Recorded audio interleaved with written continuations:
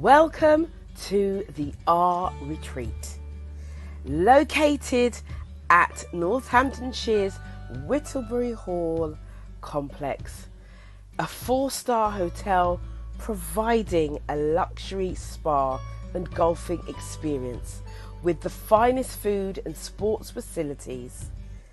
Absolutely everything that you could ask for to relax and recharge. But not only that, we have provided the best relationship and well-being speaker experts to empower you, to give you tools, tips and strategies of how to develop and grow your own relationships with self and with others. So come and recharge, re-energize, realign and rebuild. Book your place today at the R Retreat, Whittlebury Hall, Northamptonshire. This is the time for you and you alone to give back to you.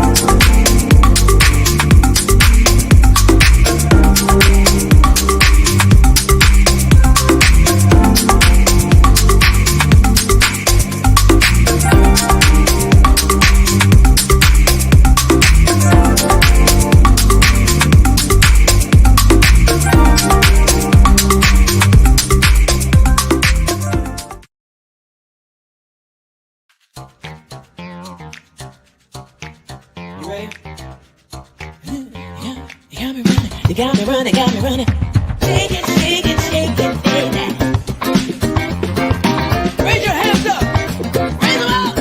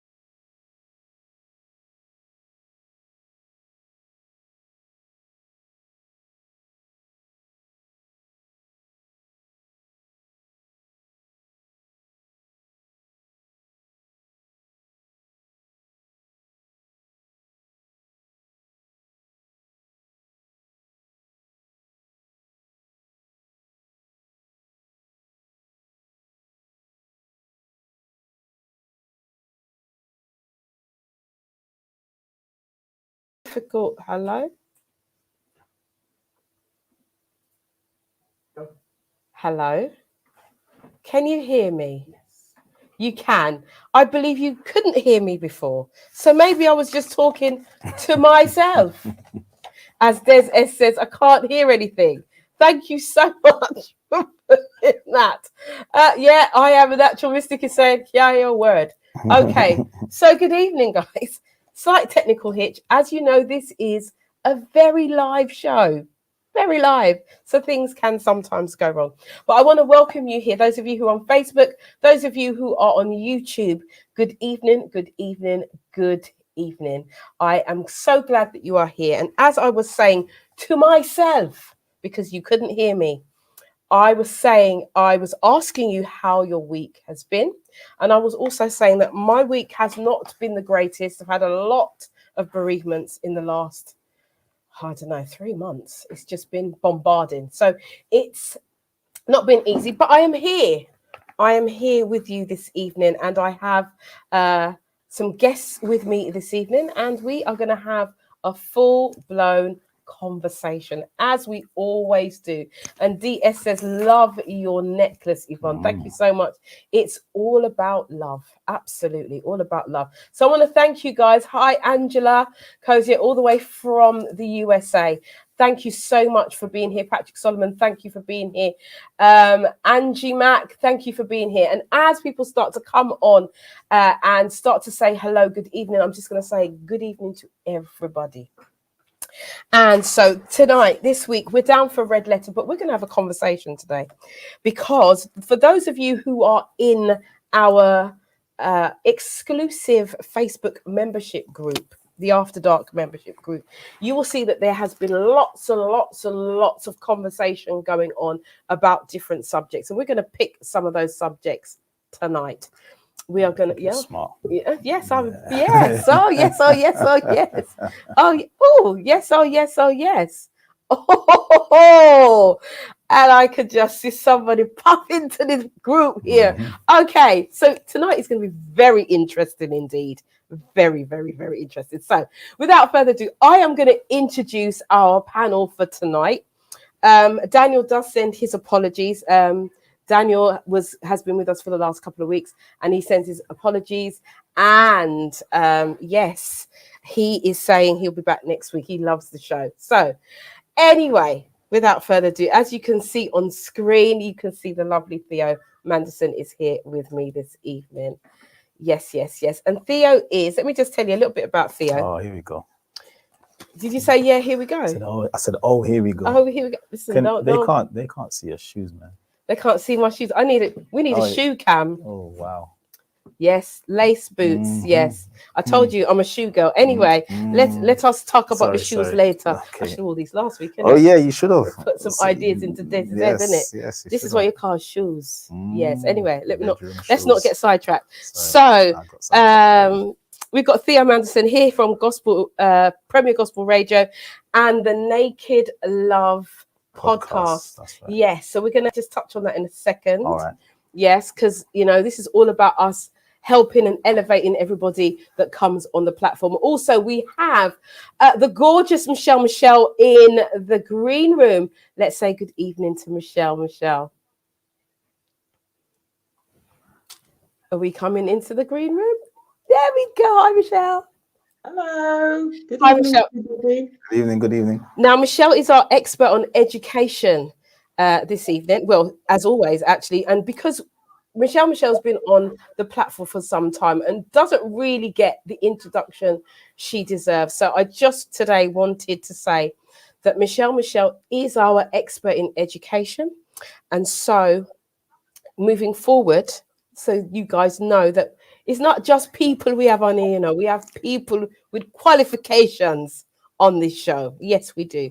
Okay, so I also want to bring in, now we have a new young man coming onto the screen. Now I want you to give our Lincoln a really, really warm welcome. So let's bring in Lincoln. Good evening, Lincoln After Dark. Hello. Don't be shy. Rub it in the headlights. So welcome. Now Lincoln is a suicide prevention and mental health expert. Okay, so like I said, we're stepping up a gear on this show. We are getting the experts in. We're going to have really open and candid conversations. And also, listen, this was a surprise. We have a surprise for you this evening. Yes, back by popular demand. Let's bring him in. Let's bring in our Tony. Hi, Tony. Hi, everybody. You say Tony. Good, brother? Yeah, very well, sir. It's so good. Tony, you look like you've been away. Have you got a tan? Nah, I hold the sun really well. So, when we did get like a couple of days of sun a few weeks back. Yeah. I just topped up my tan then and it holds for me, Okay, we're going to see if we can turn you up a bit. Keep talking, Tony. Yeah. So, yeah, I've moved myself away a little bit so I can get closer if you can't hear me. So that's better. Yeah, just keep coming. Yeah, stay right there because we couldn't really hear you before.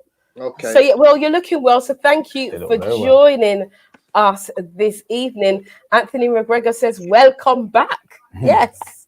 So, so it's good. So this is our panel for this evening, and we're going to be talking about some of the issues that we've had on our Facebook membership group. So those of you who are not in the Facebook membership group, On the link, you should be able to see there should be a link for you to join. If it's not there, it'll be there by the time the show finishes. Let's put it that way. Okay, so I'm going to come back to Theo Okay. and just ask about Naked Love. hmm Just tell us, and the people listening, just a little bit about Naked Love, what it is, what you do. It's a podcast talking about relationships from a Christian standpoint, but we just rip the band-aid off. There's no political correctness. We don't shy away from any topic. We just blatantly rip it up and then just get with it. Me and this young lady called Kathy, aka a cup of Kathy. That's her name. And so we're different ages. She's newly married. I've been married a long time. So we come from different standpoints. Right. And stuff like that. So we kind of disagree in a lot of things. Is there a difference in age as well? Yeah. She's like 31. Okay. Yeah. And you're a big man? Just about. Okay. Just about. All right then. So so we just clash on different things, different standpoints, different views and everything. And so it works that way. Okay. Well, that is Naked Love. So those of you who want to go and have a look on that, where can they find you? Any streaming platform. So Spotify, wherever, Apple, wherever you go to listen to podcasts, we're there. Okay, that's season Naked 2's Love. coming in the next few weeks. Okay. Start season 2. But your old season is still there. Season 1's still there. Yeah, definitely. All right, so check that out. That's Naked Love. Naked Love. Well, it's not Naked Love. I'm just giving it a name now. But it's Naked Love. Might as well get very close to it. It's a good thing. It's a podcast. Okay, I'm hearing it all now. So, right, guys. So we're going to be talking about some of the subjects that we have been touching on. I thought, because normally today would be about the red letter, but actually, because we have so much going on in that club, I thought, you know what, let's bring that to the forefront and let's actually discuss some of the things. And one of the subject matters that has got people going, has got a lot of arguing, should I say. Different opinions. I'm just going to bring it up. So I'm using my phone, by the way, but I'm not looking at my phone. I'm just using it so I can tell you what we're talking about. Okay, so on the 21st of August, a post was made. Now, this post was by a friend of mine called Joshie Daniels Jones, and he runs another group on Facebook, and it says, is it wrong for a woman to teach her child to hate their dad even though he's done nothing for the child? Right now, I know that the word hate is very strong here, but it's strong for a reason. All right, so I want us to just hold that. So all of you guys have been on the chat, you know what you've said, you know all of this. So I want us to think about that word, but I also want us to think about from the relationship perspective. Man meets woman. Let me give the scenario. And those of you who are listening on Facebook and YouTube, here is the scenario. Man meets woman, woman meets man. They get on, they're in love. They like each other. They like to be in each other's company. And all is good. Then they have a child. And they could have 2 children or 3. But let's say, for instance, there's 1 child in the household. Okay? And for whatever reason, mother and father have a disagreement and they no longer like each other. As we know, this happens. And now they no longer like the sight of each other. Right? So here we have the scenario. Dad leaves the house. Mum is left with the child. Now, how we navigate that conversation, how we navigate this conversation from here, I want us to be very mindful. Because this may trigger some people, this conversation. This may make some people feel really uncomfortable from the viewpoint that maybe they are the woman that's put a man out. Maybe, you know, they feel that they're right to withhold the child from the father. But it's not a personal thing. I don't want anyone to take this personally. We're just talking and having a conversation. And if you are triggered, I'm going to say openly right now, if you are triggered, that's for you to check yourself. right? Because this is not about anybody in particular.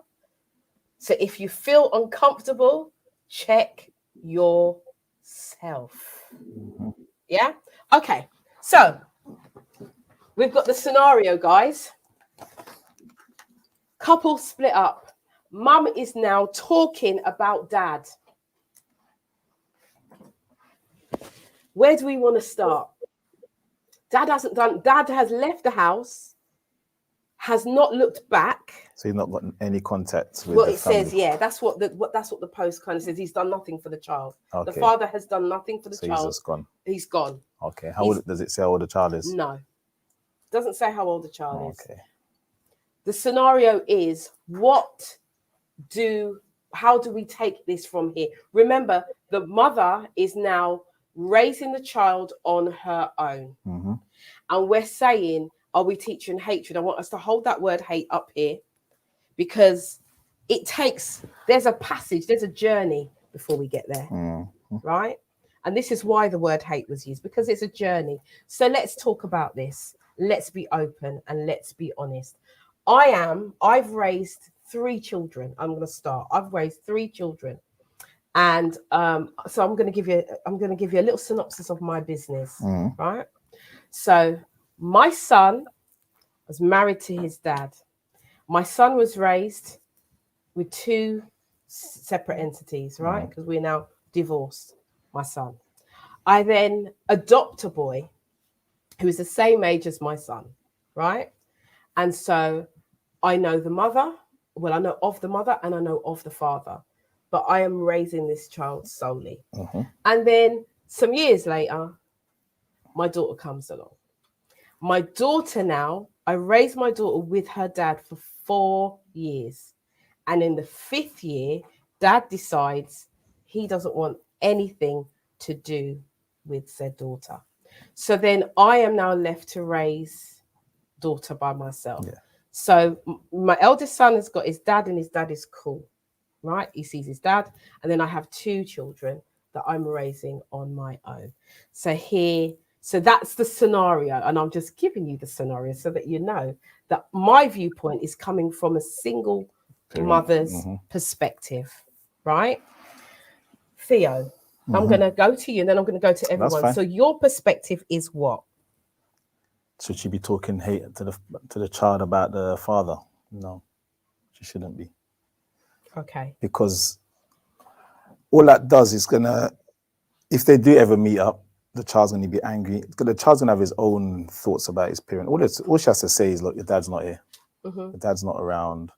But I can understand where the hate comes from, the frustration and being alone, maybe no money, support, helping, looking after, like going out, doing all that. So I can understand the frustration and where the hate comes from. But to instill that into somebody else, your own frustrations, it's not good, because you're giving this child unnecessary baggage, unnecessary anxieties and angst and all that because of your own issues. Children shouldn't really be involved in adult disputes. Okay. Children should be in adults. That's great. Okay. Tony Cox, I'm a father of 3 children too. All right. So Tony, I've just seen your comment. I'm coming to you. Let's go to you, because you just said I'm a father of 3 children too. Give us your synopsis of where you're at. So I think you'll remember my comment around this particular statement, because it was very controversial at the time when I made it. And it stems from my growth as a human being. Ultimately, my viewpoint on the subject of hatred is it should never be taught to anybody under any circumstances, regardless of, race, creed, color, whatever. So for me, it was a non-question, because we're in the process of overcoming generational trauma. And with that, we're realizing that, we shouldn't be smacking our children. We shouldn't be teaching hatred. There's so many things that we're becoming aware of as a society that we should be getting around, that hatred should not be taught at any level. And that's my be all and end all, end of the conversation as far as I'm concerned. Clearly, we have a long way before hatred will ever be dispelled from society. But it's just something that really no one should be asking a question if it's okay to teach hatred. And that's from a person who didn't see my first child because my first wife kept me away from my first child, and then I had very much difficulty in trying to relate with her because she seemed to have been coerced into not really wanting to deal with me, and there were issues. I wouldn't say there was hatred, but I would say there was a disconnect which wasn't fueled in the right way. Oh, thank you for that, Tony. Thank you for that. I agree. I actually agree with you. However, what the reason why it was worded that way, and I just want to give a little bit of background to this, is because even though we as people, as human beings, will say, "Oh, it wasn't my intention to say words that would make my child hate their parent," we may say that, but we know that it's a journey to get to hatred, especially with children, because they're like sponges. And so the more you say is the more you wear it down, and the bigger the issue becomes. And we know that I've worked in schools, and I know for sure I've heard young people say, "I hate my dad, I hate my mum, I hate. Yep. I've heard it. And that is why the word is specifically used, because young people do say this. Young people hear these things. And we know that it's not right to insult, but how do we change that? We are the older generation here, right? We are the big people now. It's, we can no longer look and say, oh, the seniors, because we are the seniors. That's right. And so the reason why I've brought this up in conversation is because this is a deep-rooted conversation, and it needs to be explored. And we need to come up with strategies. We need to come up with some kind of resolution, because we can see young people coming up in a certain way. And another thing that I will also say, and I do believe probably Richard Lincoln will come in and say, because we're going to go to him next, and then I'll bring in Michelle. One of the things is we sometimes hear or have conversations with our peers, and they're saying certain things, and we're like, we are agreeing. Yeah. And that does not make the situation any more easier. So now I'm going to bring in Lincoln. Lincoln, come in and give us your thoughts, your synopsis on that was written on our Facebook feed.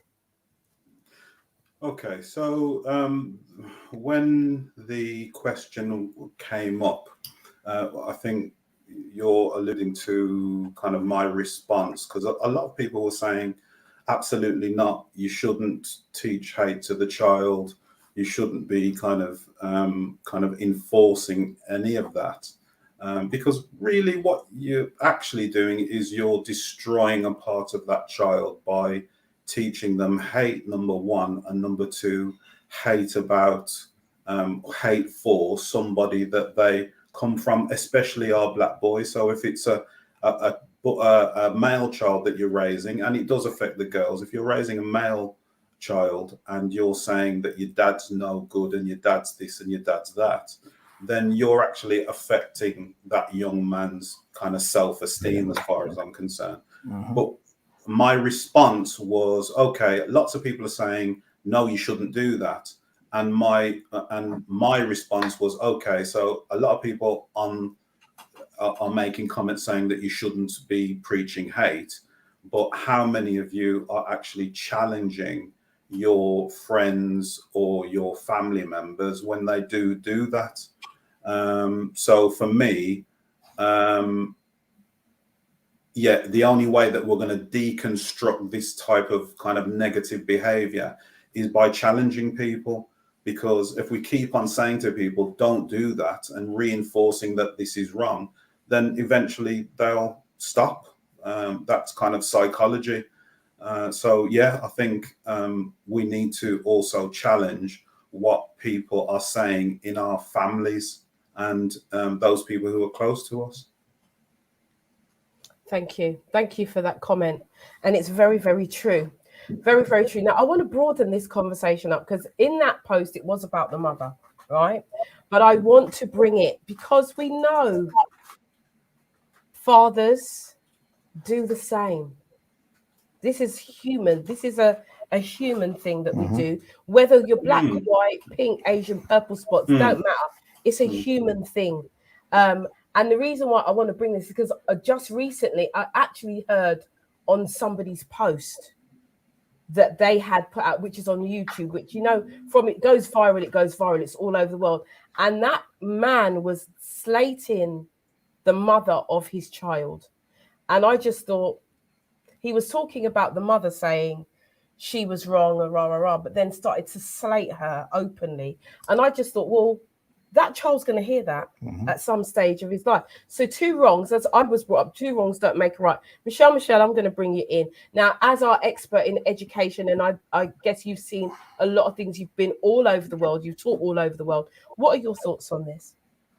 Well, my response to the post was saying, no, it is wrong. And that if you do that, you hate yourself. I think that a lot of people need to do a lot of self healing so that they can get through that process. And also, you're teaching the child to hate 50% of themselves. So as Lincoln was saying, you're on a terrible road with the child. You may also find that in years to come, as children grow and get their own sense of self and their own opinions, they will come to realize that what you said wasn't quite the way that it was. And therefore, they may end up hating you. Absolutely. So you need to be very, very mindful and remember that at some point, you love that person enough to make a child with them. That's right. So you should never hate them, because then you're hating yourself. That was your choice. And the child is a product of that. And it should have been a product of love in most cases. Obviously, there are different cases. But in most cases, that child is a product of love and should always be a product of love. And you have to find a way to deal with it. And if you need to go somewhere else and talk to someone else about your feelings about your ex-partner, you do that, but never in the child's earshot. You know, I've been in meetings with parents where the child is in the meeting and they're saying all sorts of things about each other, and you have to find a way to diplomatically stop them because their child is sitting right there. And all they're doing is damaging the child. And hate itself just eats you up inside. So there's no point in doing that, because all you're going to do is have some sort of psychosomatic ailments that are no good to you in the future either. That's right. Absolutely. Thank you for that, Michelle. So I agree. I agree with everything that everyone has said. But I do feel that I feel like as much as we say this, doesn't stop the behavior. Well, nothing will stop the behavior. The behavior is still there. And there are, dare I say it, I'm going to put it this way, there are many of us, not necessarily on the panel, but maybe listening or will go on the replay and be thinking, yeah, it's wrong. But actually, when they look back at their behavior, one of the reasons why I want to bring this up is because I want to provoke people to start thinking about their behavior and taking responsibility for their behavior, because that is the only way things are going to change. And so I'm challenging now to say, well, you know, who is without sin cast the first stone? That's right. Right. So I can openly say that, yeah, I probably have said something negatively about an ex-partner. I probably have, if I'm honest. And it may not have even been a word. It may have been a look. It may have been, it might have been a something. But the child knows That's something. that something ain't right. Yeah. Mum and dad are not on equal par, and they're not spars anymore. They're not liking each other anymore. So my question to you guys is how do you, for those people who are thinking that, those people are thinking, oh well, yeah, actually, I can't stand him.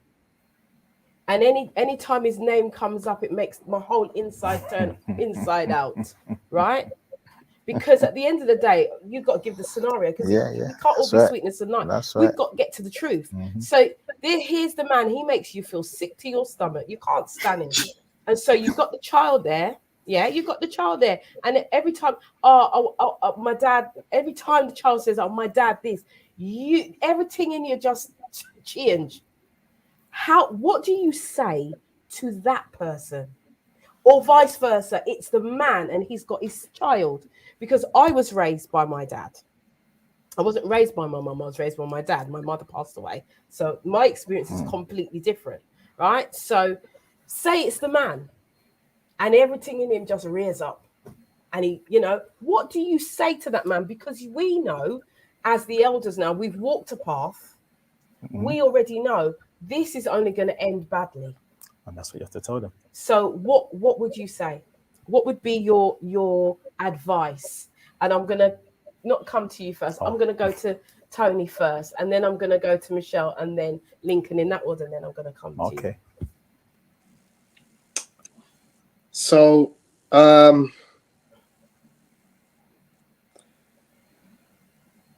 hatred is a really, really strong emotion.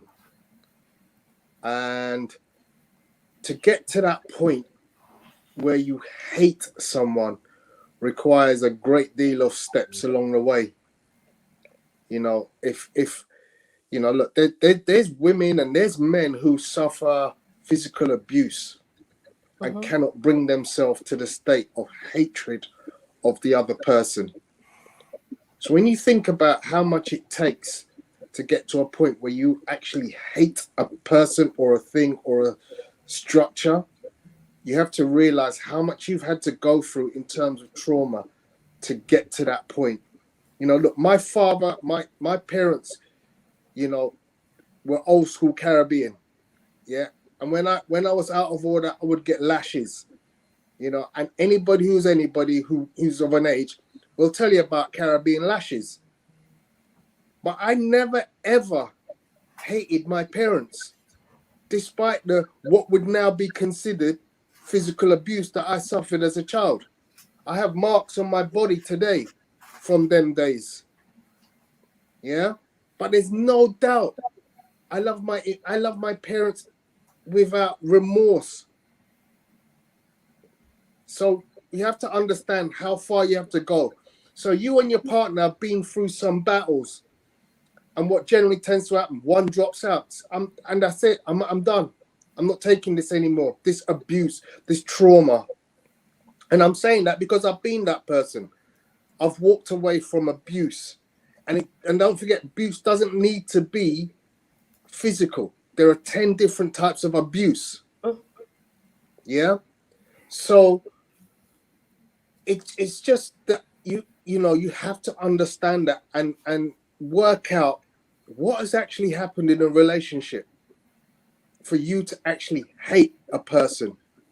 And is it necessary for you to hate the person or to dislike a person? Because I can dislike many things without saying, I hate that.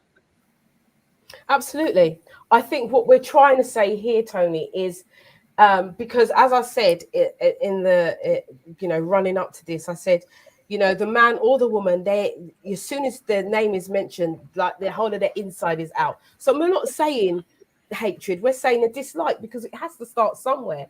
But what do you say to that person, to that parent who is displaying this kind of behavior in front of their children? Because it only takes a small seed. That's right. Yeah. And then you all you do is all that happens is each time the person is talking about that person, they're watering that seed.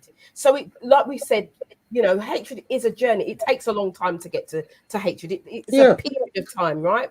But that starts somewhere, and we're talking about where it starts. How do we eliminate this out of our communities? How do we start to help each other? We are the But we are the genius. it's a dislike is not unique to black people. It's not something that you can go, oh, it's a black people problem. Oh no, we're It's- not saying that. Exactly.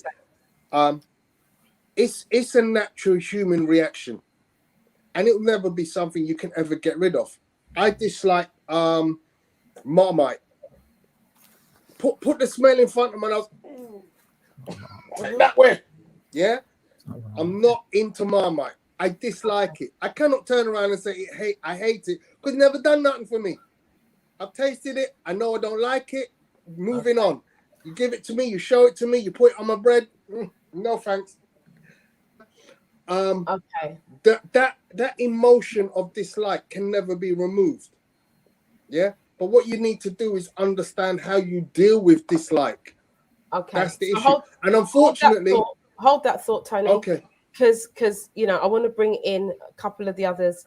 I said I was going to go to Michelle, and then Richard. So let's bring in Michelle, and see what. Go for it, Michelle. But in terms of what advice I would tell that person, I think it depends on where they are in the journey of the end of the relationship with the other parent. Because you do have to go through some emotions, and it's how you deal with those emotions. Also, I think it can be age-related conversations that those parents have to have with the children. It really depends on how old they are. The older they are, the more they see, the more they understand, and you can be a little bit more realistic, but obviously you have to remove the hate from it. But in terms of education-wise, when things like this come up, you will have to have a private word with the parents and say, look, this is damaging your child. This is not good for them in their growth and for them to thrive. And they will feel torn because normally they tend to side with the parent that they live with because that's the one that they see. And so they may end up having a yearning for the other parent, and they feel tormented because if they say that they still love that parent, they feel like they're rejecting the parent that's doing all the hard work, and they're seeing the angst in that parent. So in those kinds of scenarios, you would want to offer parenting lessons, parenting courses, and some guidance to those parents so that they can work through the feelings, because I really do believe that when you have hate, it's the actual hatred isn't always directly at that person. It's more at yourself, maybe feeling a fool for being with that person, sort of transferring your emotions onto that person and saying that it's hate. But when you really look back, it was you that made the decision to be with that person. Yeah. And did you see any signs that they wouldn't be the right person? So people have to sort of reflect on their own behavior, their own responsibility, and see that some of the hatred is perhaps rejection of their own behavior, and try and work through that. Okay, thanks for that. Okay, can I just jump in here? Yeah, that's okay. I think most things can be dealt with via educating people. Now, if you're a parent and you know that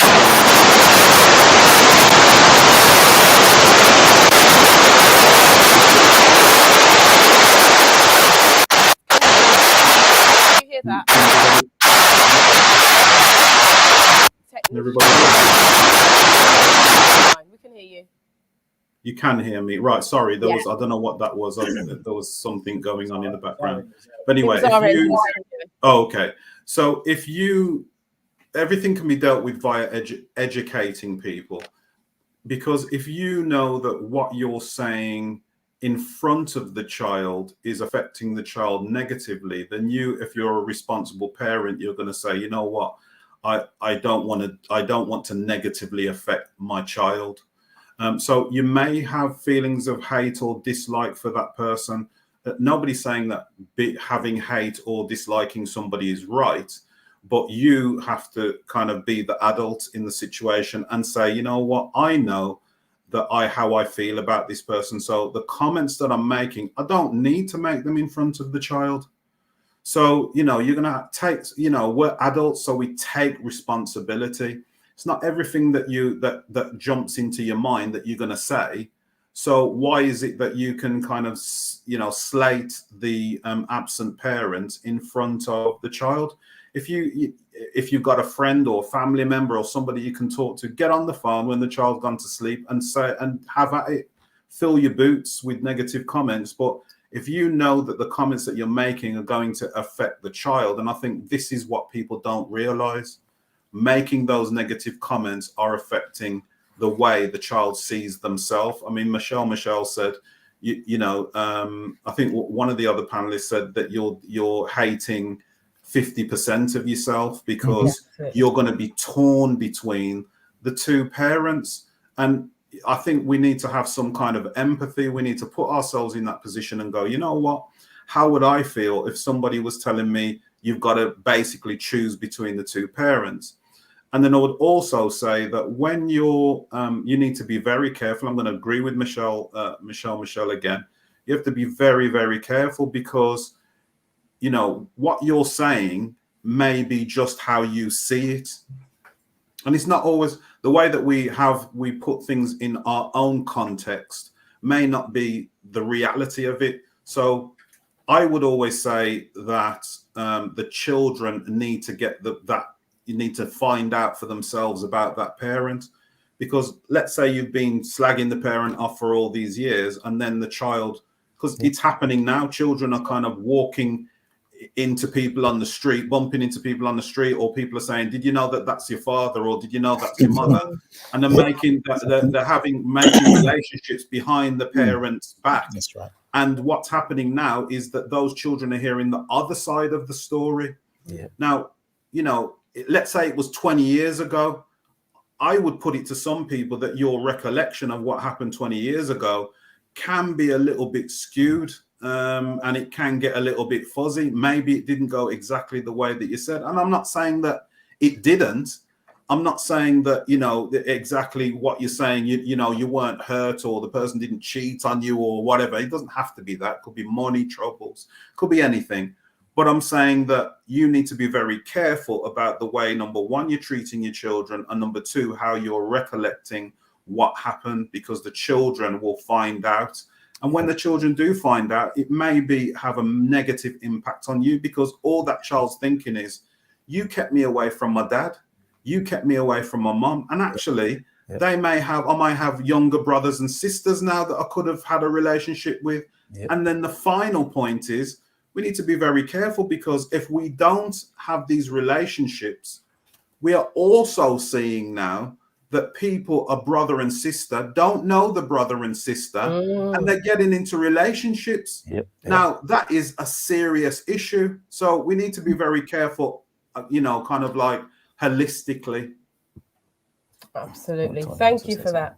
Thank you for that. I can see, Tony, your hand up. Make it quick, Tony, because I need to bring Theo in. So, yeah, I know you want to make a point. Yeah, I just want to piggyback off the back of what Lincoln's just said, because, you know, a situation has arisen in my family, which is an expansion of what Lincoln's just said in relation to when you dislike a person and you let hatred or you let dislike form a barrier between you and a child.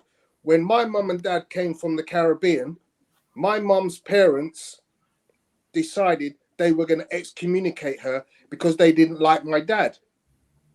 So for 20 something years of my life, I didn't know anybody in my mother's side of family. And my mother died when I was 1. And believe me, for 20 years of my life, I had a great upbringing by my father's family, but I did not know one single person. Then one of my aunts, my mother's sister, reached out to me from America. And we made a bond, we made a connection, and we formed a bond. And I got to know all of my mother's sisters who all lived in America, because it just so happened the rest of the family on my mother's side moved to America. And I got to know all their children and all their grandchildren, and we now have a bond. But it's funny, because you know, you can see what happened. I've missed out on a lot of my family. Now, interestingly, my mum's dad lived in London. And it wasn't until my dad's funeral, 40 something years into my life, that I realized my grandfather lived in London, because he had decided he was going to have nothing to do with me. And when I found this out, you know, imagine how I must have felt. I'm 40 something years and my grandfather is here in London and I've never known. Because they've made the decision to excommunicate my mother, who has died and left a child, and none of you want to get to know. So what did I do? Because I'm not that kind of person. I'm like, okay, well, mistakes are made. I reach out to my grandfather's family because he's died. He died literally about within 6 months of my dad. And I reach out and they all turn around and say, no, your family not getting on, not dealing with that, because your father did something with our granddaughter, whatever. So we're not getting involved. Right. Imagine how that makes me feel. And that's my point. Thank you for that, Tony. Thank you for sharing that with us, because tough, that's deep. That is really, really deep. Thank you so much. And, you know, I hope that you found some peace through that situation as well. And it just goes to show how the effects of what we say and how we treat each other, how detrimental it can be to the next generation. Absolutely. So, Mr. Theo, I'm going to bring it in. Okay, in that scenario, I haven't been in that scenario, but I've spoken to people in that scenario, and I always say time, as Tony says, time. In time, and I think, is it Lincoln? Time. I say to mothers, you're cursing that father now. That's great. You can do that, but give it 10 years time, and that father comes back in, or whatever happens. That child has got all this impression of their father, and the father does completely the opposite of what they're thinking.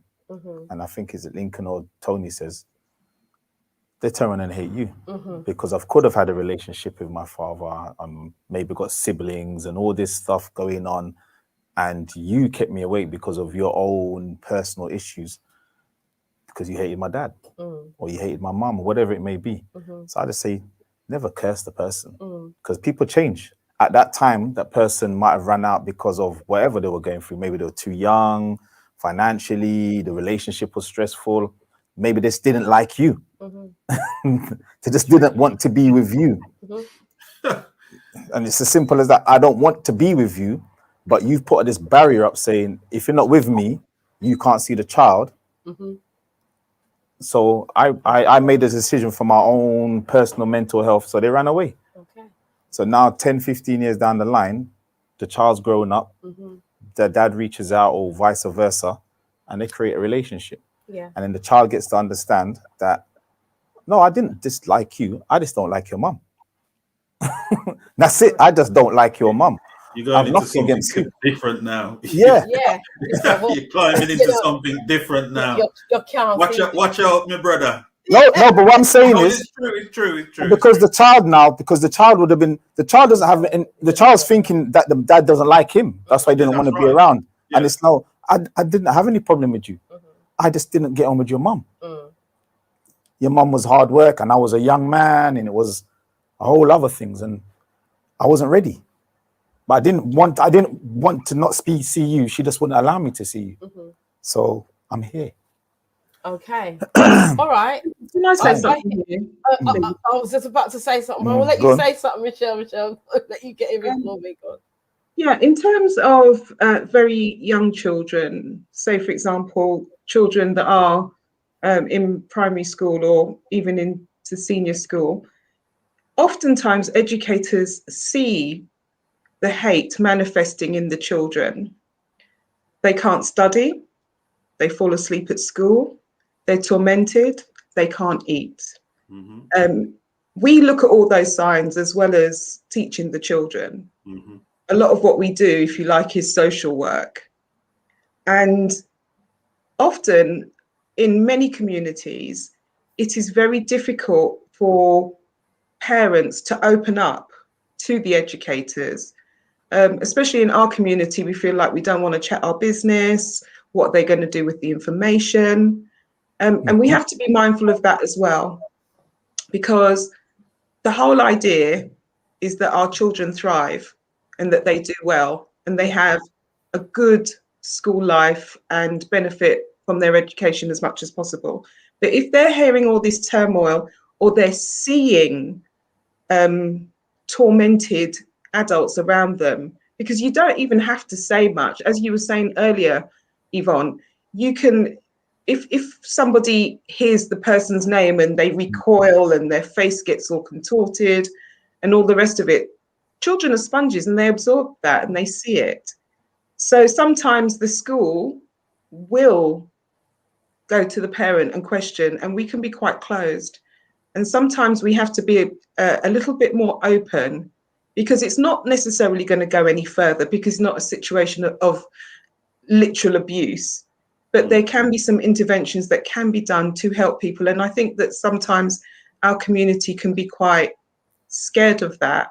But a lot of schools do have people that are trained to intervene in these situations. And it could be a situation where either a mother or a father just do not have anyone to talk to. You know, we're saying about you can speak to your friend on the phone or what have you, but you could be isolated as well. So it is important to have someone to talk to. So, you know, if the school do approach you about what is happening with your child, sometimes let them know a little bit about what's going on, because then they can make appropriate allowances for the child and give you guidance as to where you can get help and support. Thank you for that. Thank you for that so much, Michelle. What was you going to say? I wasn't going to say that. I know he's I know you wasn't going to say gonna that. say that. What I was going to say though was I would like to. I want to make this clear that I am not bashing any, and this conversation is not bashing any parents, because you live by what you know. You behave by what you know, and what you don't know, you just don't know. If you don't know any better, you don't know any better. And so my thing is, you know, as Michelle said, you may be isolated, and that might be, let's take it to the woman, the mother. She may be isolated. She may be raising these children by herself. There is a lot of frustration. There is a lot, there may be no money. There, you know, maybe lots of things. Maybe the child is misbehaving. Maybe. There's lots of maybes. And I feel like sometimes single mothers do get the brunt of it. Of course. And we're forgetting that sometimes the fathers just go. Yeah. And they leave the mother. And I don't believe, I know that in this day and age now, with the younger ones coming up, but in our day and age, I don't believe that there were so many women saying, I'm just going to have a child for the sake of having a child by myself. Most people wanted the dad to be there raising the child. And for whatever reasons, they fall out. Yeah. But the intention was there before to raise that child together. And so I want us to really think about this from both perspectives, because I really do feel like that the single women who are left to raise the children do get a hard deal. They are the ones who are raising, they are the ones who are having to rob Peter to pay Paul, and to make this thing work, make the household work. So I don't want to be pointing fingers and say, oh, the women are this, women are, you know, and they shouldn't be saying all these things. What I'm saying is we need to create something, not just about our community, but for communities in general, that helps to support those who are raising their children by themselves, because we can see the state of how young people are these days. Not all young people, because there are many that are doing great things, but there are some who are getting, you know, swept by the wayside. And so we need to create something in that perspective, right? So Tony, then Michelle. Okay, so in relation to the huge number of single parents that we have in the Black community, you know, what one has to understand is the reason for that, and why there is a disproportionate number of single mothers in our community compared to other communities. It begins and ends with education, and ultimately I believe that a number of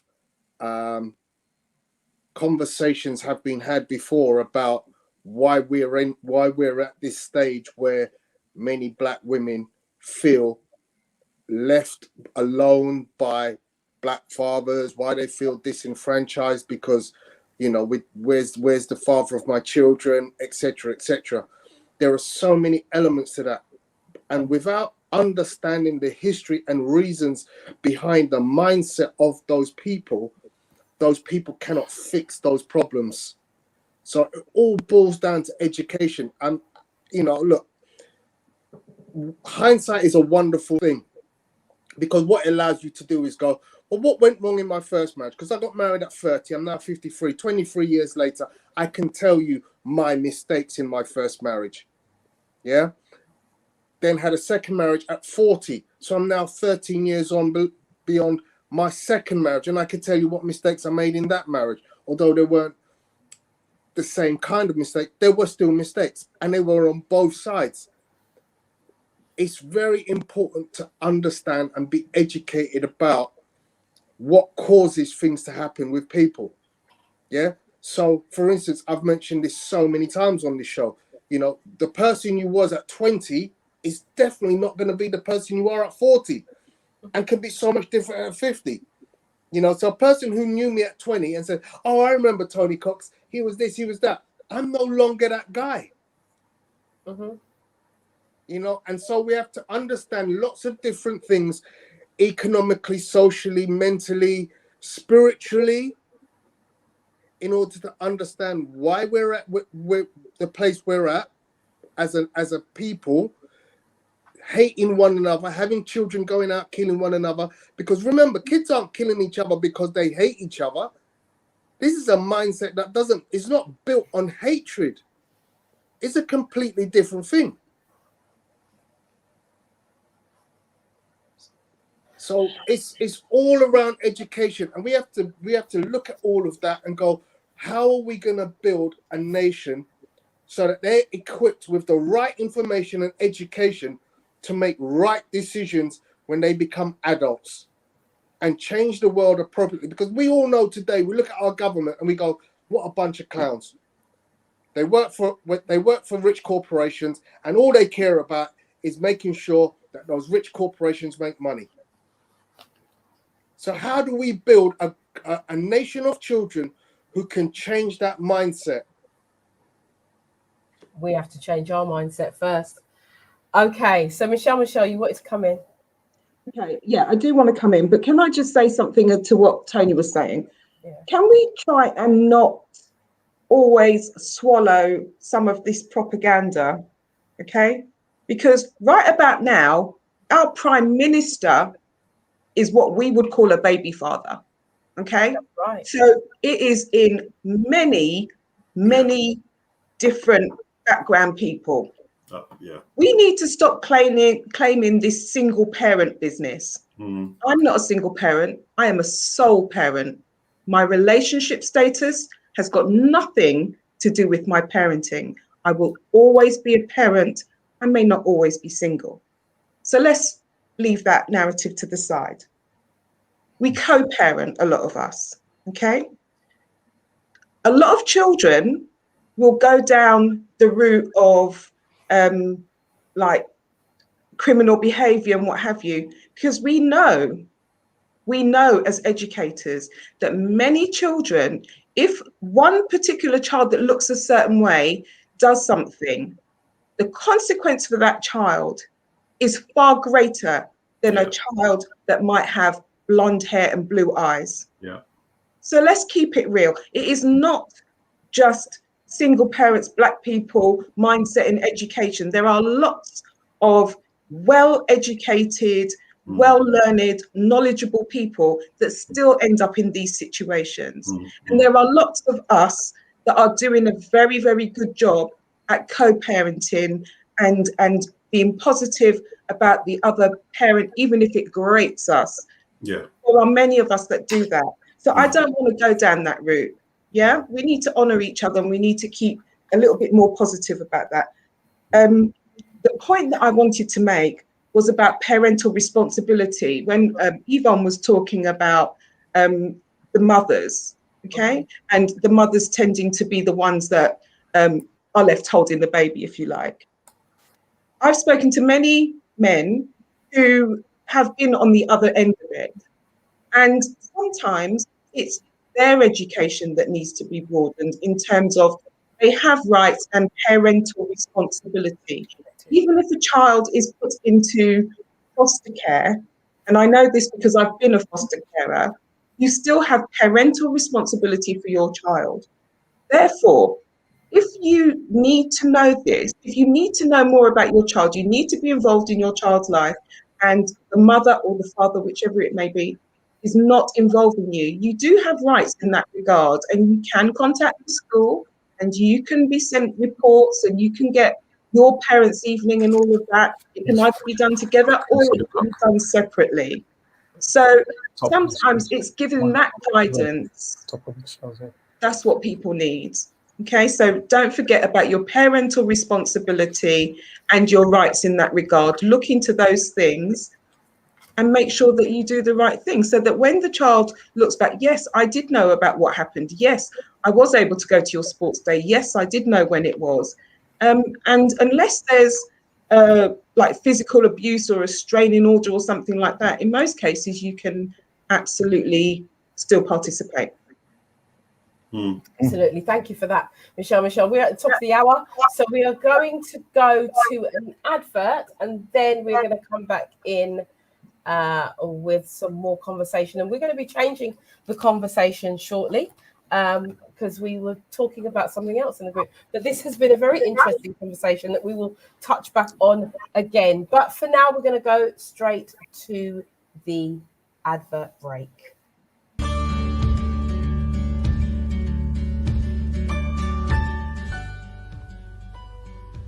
Welcome to the R Retreat, located at Northamptonshire's Whittlebury Hall complex, a 4-star hotel providing a luxury spa and golfing experience with the finest food and sports facilities.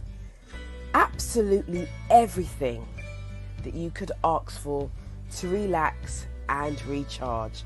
But not only that, we have provided the best relationship and well-being speaker experts to empower you, to give you tools, tips and strategies of how to develop and grow your own relationships with self and with others. So come and recharge, re-energize, realign and rebuild. Book your place today at the R Retreat, Whittlebury Hall, Northamptonshire. This is the time for you and you alone to give back to you.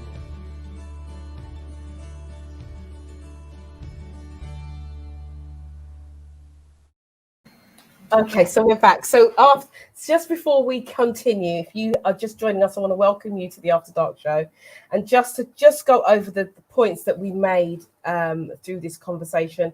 We were talking about if it's okay or if it's right to incite hatred to our children if the relationship breaks down, and we all know that it's not the right thing to do.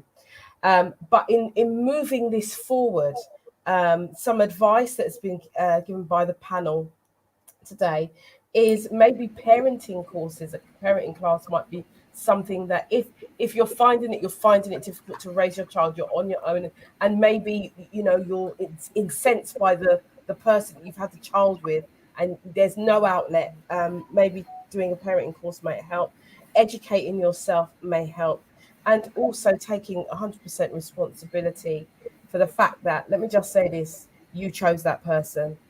Okay, if that is the case scenario, because there are other scenarios that we're not going to touch on today, but if that's the case, it's just you met a person, you've had a child, didn't work, and now you can't stand the person, you chose that person, right? Okay, that's all I'm going to say. So we're moving on with the show, we are moving on with the show, and it is a good conversation. And I actually feel a little bit cheated that we didn't go through some of the comments, because there were some really good comments on the chat. So if we go down a little bit, maybe we can spend just a couple of minutes on some of the comments. Tendai did one, didn't she? Tendai did one, and Donna MJ also did one. So let's go to Tendai. She's quite far up, I think. Yeah. Okay. She said, if you move the cursor off the hide for me.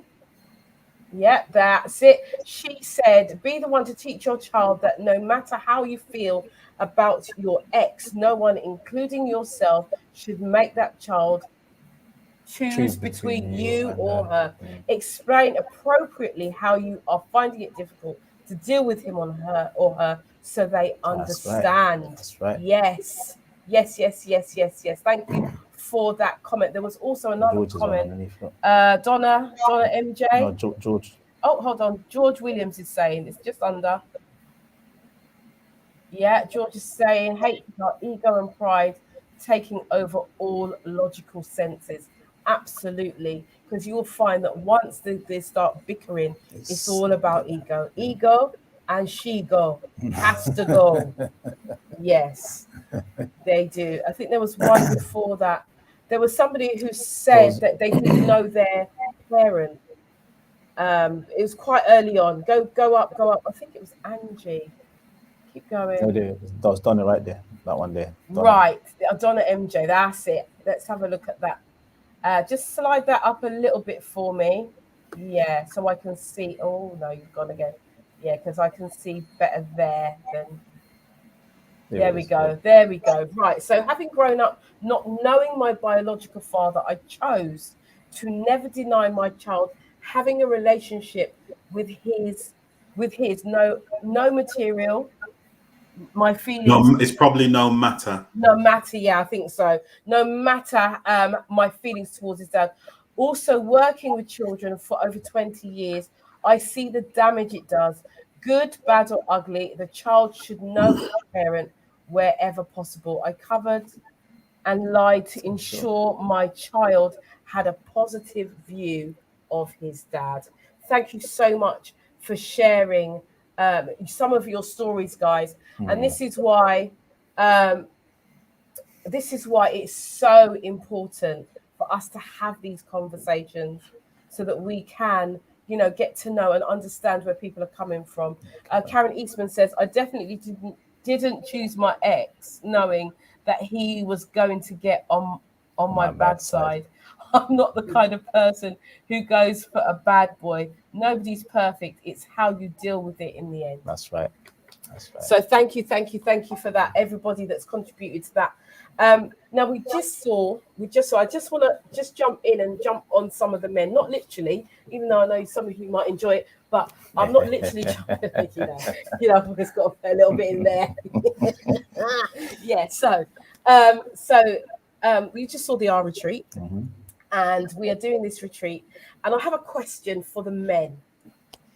Now, the R retreat, you can see there's lots of spa and all of that kind of thing, but there's golfing and bits for men. Now, we're having a lot of interest from women, a lot of single women who are interested. But what I want to know is, what would interest the single men? Because we want to create balance at this retreat. Okay, looking at the video, that's all you see in the video is women. Right. So the workshops and everything, just all women. Okay. So that just like, okay, it's a woman's thing. Right. Okay. So just looking at it, as you just asked me the question, that's what came to my head. I just saw lots of women in the video. Okay. I didn't see any men. Right. Mixed setting. So let me let you into my thinking. I'm thinking, well, if men see women, they'll be interested.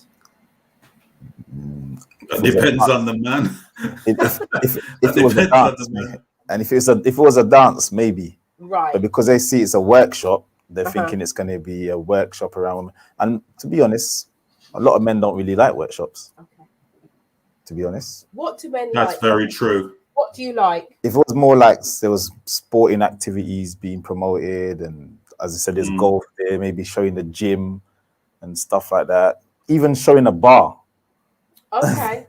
pool table or bar or something. Because if you just said, "Oh, we got workshops," a man's immediately like, "That's 2 hours sitting down listening to someone talking or whatever." It's like, oh gosh, Okay. oh gosh. Okay. Okay. That's why the men are laughing, because So that's the you first guys- thing. I like that.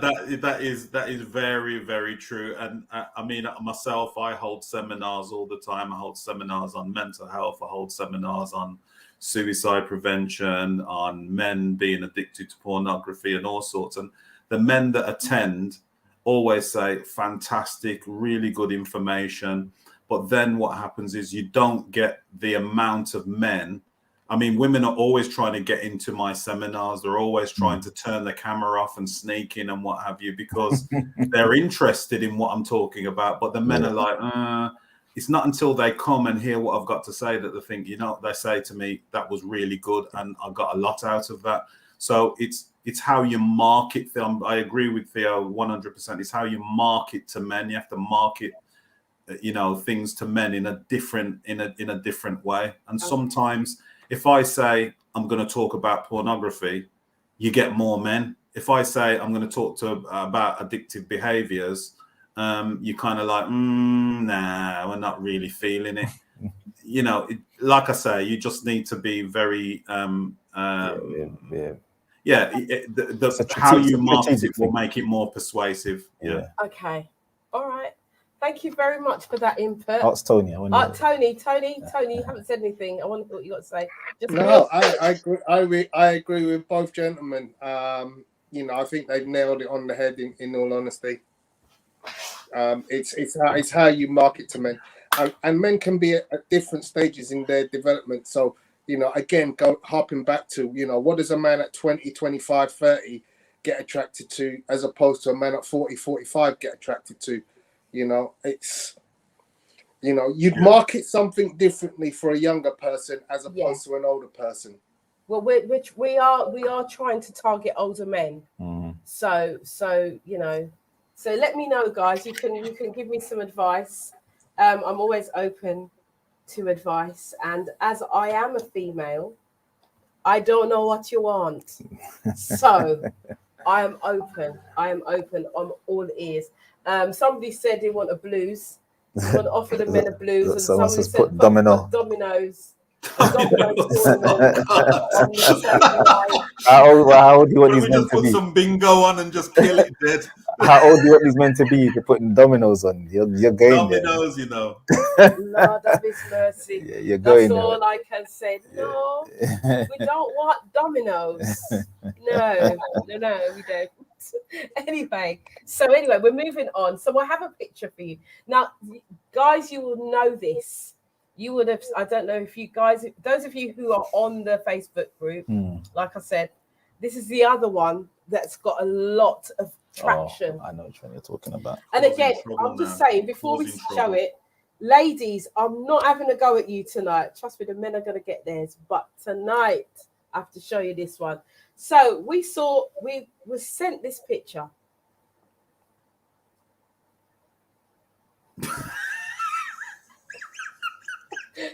Lincoln is laughing already, right? Ladies, if your man proposed with this ring, what would you say? Now, Theo's just got up to have a look at the screen. He's gone closer to it because he couldn't see. Is that a real ring? For real? That's not a ring. Was that a real ring? Wow. Okay. Okay, can we put that up again? Can we put the ring up again? I need to see that again properly, man. That doesn't even look Now, those of you who are on Facebook, those of you who are on YouTube, I want you to put on the chat, if you are a man, would you present this ring to the love of your life and propose? And to the women, if your man, your fella, your partner, your everything was to get down on one knee and propose and say, will you marry me with this ring? What would you say? And I want you to be honest, right? Okay, thank you very much. So there you go. There's the ring, right? Now there's been a string of messages. But the one that made me laugh the most, I have to admit, is my sister. My sister says, What did she say? Outright, just no. It Wow. was just no, and that was What? it. Because of the There ring? was nothing else. She didn't put anything That's else. cold, She man. just said no. And I tell you, when I looked at it, I laughed. It's only because she's my sister. I Yeah. So, laughed. but you know why? You know where she's coming from. That's cold, man. So, okay, so there's been many conversations in regards to this, and what Look, know what yourself. I'd say, babe, can we choose a ring I like? Okay, at least Nelson's being honest. Karen Eastman said, I just laughed so hard. I just tell him it's okay, babes. I hope you still have the receipt. Love you though. Love you though. And I can just hear Karen say that. Yeah. Patrick Solomon saying, you're lucky you'll get a ring. Mhm. See there? Okay. Right. Okay. So come on, guys, on the chat. On the chat. I want you to show me on the chat. Get on the chat and tell me what your response would be. Can we just put that ring up one more time, just in case you didn't see? This is the ring. Ladies, if your man proposed with this ring, what would you say? Okay. Okay. All right. Okay. So let's keep moving. Right. So all right, so we're laughing. We are having a bit of laughing. Right? Okay. So Nelson says, Simon says, okay, her hands are too big and there's nothing wrong with the ring. Kiss me teeth. I can hear Somebody Simon saying that as well. no behavior at all. Right. No, and listen, because the last subject we were talking about was quite a serious one. So this is kind of like just a break. Let's just break debate for a minute. Right. Patrick Solomon saying, my lady would be okay with this ring because it's about That's love, right. That's right. not the ring. That's right. That's right. Cruel. Right. After a proposal made and you refuse, can you still continue relations? This is what George true. Williams is saying. That's true. So, ladies, here's another question that George Williams has proposed. So, after the proposal, and you refuse the ring, can you still continue relations? Cheryl says yes. Cheryl says, I would say Yes, but choose one I want later. The one I want later. That's good. Now, come on, ladies. I just maybe a couple more. Des is just throwing down some laughter. She's throwing down laughter because I'm going to go to the men. I'm going to go to the men after this, and then myself and Michelle will come in after, right? Because I want to hear what the men have to say about this. Okay, so you've seen the ring, and Theo, you're married. Lincoln, you're married. Tony, you're single, right? So Nelson Nelson is saying honesty in a relationship is key. Mm-hmm. Okay. But Simon has already said the woman's hand too big. The woman's George. The woman's hand is too big. Kiss George, me. what's the matter with you? Oh my days. Right. So, okay, so men. It's true. Would you present such a ring for your beloved? I don't like the ring, so I wouldn't buy it. Okay, that's a simple. Yeah, I wouldn't buy it. You wouldn't buy that. Yeah, because I don't like it. It's just not. It's horrible. Okay. Not because I don't want. Was that meant to be a diamond on it? Somebody on the Facebook said, "Is that spit?" When I read that, I nearly fell off my bed when I read that. I was like, "Wow!" No, I wouldn't buy it because I don't.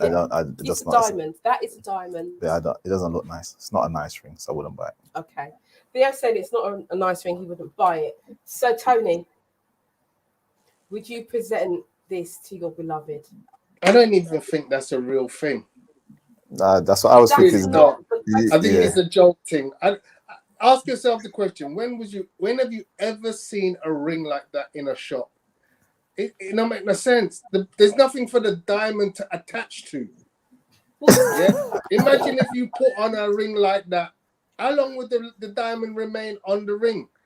It's connected Got with 2 super minutes glue, after. Tony. Then, oh, the diamond gone. Super glue's holding it in Thank you place. very much. Thank you. But, you know, So we're saying this is the ring. Would you present that to the person of your dreams? so I'm a person who's been married twice, so I know what it feels like to make that decision. I have never bought a ring for a woman without her blessing. Yep. It make no sense. It made no sense. You go and buy Doesn't make something any so expensive. No, I don't and agree she don't with have that. an input on what it is. Don't agree with that. Okay, Okay, Karen, so come on, Lincoln, come in, because Lincoln has said he don't agree with I that. buy. Well, I can say that. First of all, I like Theo's swerve. He said I wouldn't buy it because I don't like it. So I would say the same thing. My swerve. I didn't like it, so I wouldn't buy it. But I've got quite a good eye for that. And when I bought my wife rings in the past, she has really loved the rings, and she is the type of person that would say, I don't like that. So I don't buy my wife clothes or shoes because that's something that I'm not very. But when it comes to jewelry, I can buy my wife some earrings or a ring or something like that. And she is very, very happy with it because she says, I got a very good eye for it. So I think it's part of the surprise. So I went out and bought an engagement ring and I presented the ring to my wife and she loved it. And it was nice because it was a surprise. But if you know that you don't have a good eye for it, then don't venture into that. It's not, stay in your lane. But I keep saying that you are causing trouble by coming with this ring thing now. The conversation that I've had when I looked at this picture is, first of all, I was in fits of laughter, and after I picked myself up and wiped my eyes clear of the tears, I thought to myself, let's say that, so I'm going to put a spin on it, and I'm going to say, let's say your man put a blindfold on you and took you somewhere, and then he presented you with this ring, and he took the blindfold off, and you looked at the ring, and then he said, you know what, I didn't want to spend X amount of thousands on the ring, and he turned you around and said, you know what, I spent the money on buying this 4-bedroom house. That would be a different thing, wouldn't it, ladies? No. Oh, so, this is the problem. This is the problem. You see, we're very, very materialistic. Now, if somebody, hold on. This is about how it looks. Right? A woman. Now, come on now. We're not pulling ourselves together now. Michelle, I'm very disappointed. Anyway, let's say, right, for me, I think that we're very, very materialistic. And I think that people spend thousands and thousands of pounds on weddings and thousands of pounds on rings. And then the marriage ends and they're still having to pay off the wedding. It's ridiculous. We spend too much money on foolishness, I think. Although I wouldn't have bought that ring. No, I wouldn't have because it don't look good. It doesn't look good. It doesn't. No, it doesn't. It doesn't look good. Okay, so Ms. B first says, a man with me. Take it off the hide. Can you take the link off the hide for me? That's it. A man with me would already know that wouldn't work. However, it's a symbol you can always agree to get, let's say, a more visible symbol. A more visible symbol. Bigger. Yeah, if you can afford a house, you can afford a ring. Go up. Go to Karen. There's a Karen. Karen said one. Oh, Karen said one as well. Let's go down a bit. No, bit more. No, go up. There we go. Right. My ex did propose to me with a little ring. To be fair, he could never get it right. So he did the best thing, and then I got a lovely big one. Right now, it's catching pure dust. I would have kept the liquor ring if it was in exchange for him being any good, you know. Oh, yeah. There it is. Karen's dropping lyrics. Look at Patrick said as well. Patrick said that's why the Oh, Patrick, that's why the women are single. Give the men a chance now, or give the men a chance now. So a lot of the women on the chat on the group were saying, "Oh, it's not about the ring. It's not about the ring. It's about the marriage." Blah blah blah blah blah. And maybe that's because within the group we're a demographic of 40 plus, and maybe that kind of thought process of materialism isn't there. But then I thought to myself, actually, I don't actually believe half the women that say this. I don't believe you. And the reason is because society, in my head, there is a thing about what society dictates to us. And one of the first things when your friend says, "Oh, my partner's proposed, I'm getting married," the first thing, where's the ring? Let's see the ring, right? And you come and present that little speck of a ring. Now, are you going to feel good with that ring on your finger and feel like, sit at your ring? Because my thing is, you could have just gone to Pandora, because a Pandora ring is better than, and I'm not even plugging. Yes, I'm saying you could have got something better. You could have got something better that looked better than that. But the point of the matter is it the right thing to say to the man, "Darling, I don't like the ring"? But anyway, before I'm going to bring in Michelle. Michelle, come in, Michelle. Right. So, it could be that ring was his mother's ring, and it means a lot to him, and that's why he's giving it to you. So, if you were to refuse that, might be a bit of an issue. Also, if you're with someone for them to ask you to marry them, hopefully you've been with them long enough for them to know you, and you know about each other's finances, and you do it in a more sensible way. And for me personally, I'd rather the person not propose with a ring than to propose with that particular ring. If it belonged to someone that was important to him, maybe there's something you can do to incorporate it into some sort of ring that you would have. But also, just to play devil's advocate here, when William married Kate Middleton, she got his mother's ring. Diana's ring, And if I were her, I wouldn't have wanted that. And that was a big old ring. So really, it depends on what the ring means to him, whether it's a hereditary ring, whether it's not. And yeah, I'd rather perhaps a 3-bedroom house together and put some money aside to do other things, not the 4th bedroom being the cost of the ring, but you should know your partner well enough, okay, so that you don't go down the wrong route. Thank you, Michelle. I like that. Nelson's saying the fact he proposed shows his commitment. As for the ring, I believe more thought needs to go into it. That's right. Yeah, she's right. And are we agreeing with that, guys? Are we agreeing with that? I mean, Lincoln's went and threw a whole new different perspective onto the whole thing. Now, he's put a blindfold on, and he's taking you somewhere, and then he's put this ring on your finger, and then you take the blindfold off and you look at the ring. Your heart's going to sink, right? Any woman who's for real, right? If you're really real with yourself, when you look at that ring in particular, your heart is going to sink with disappointment. But you might just pick up your lips and just say, well, he's proposed. Yeah. He's showing commitment. Okay. But then the man turn you around. You see, Lincoln, you see how you're bad? You turn you around and he says, you know what? I didn't want to spend so much on the ring because I bought this. Yeah. How happy would you be? What would be the first question you ask? Shall I tell you what question I'd ask? Is my name on the mortgage? Yes, your name is on the mortgage. Okay. All right, then. Well, everything happy then. Michelle's still not happy. Michelle is still not happy. The next thing you're going to do is going to change the ring.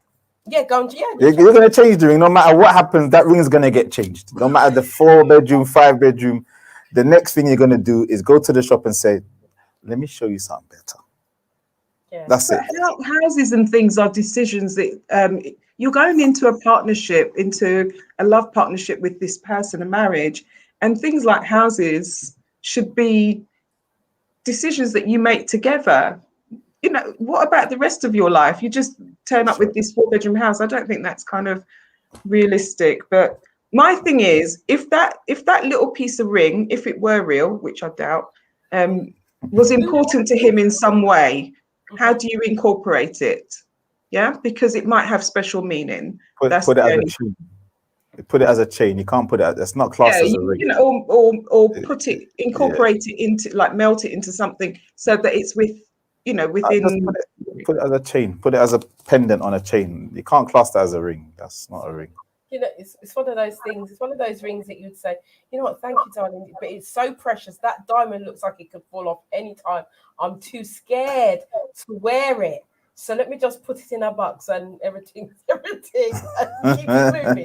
We'll just keep it moving, innit, darling? And then get another one. I've just got this one here. You know, it's just, it's just there, just so that I don't lose that diamond. If we can scroll down a little bit, there was a comment.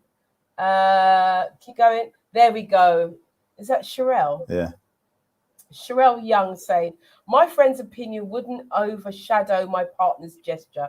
If it does, then you shouldn't be in the relationship. Oh, okay. What do we think about that? I can see our Lincoln is nodding his head like, well, come on, Lincoln, tell us what you think. I think, look, like I said, I think the ring is trash. I think that ring is trash. And that's not something that I would buy my wife.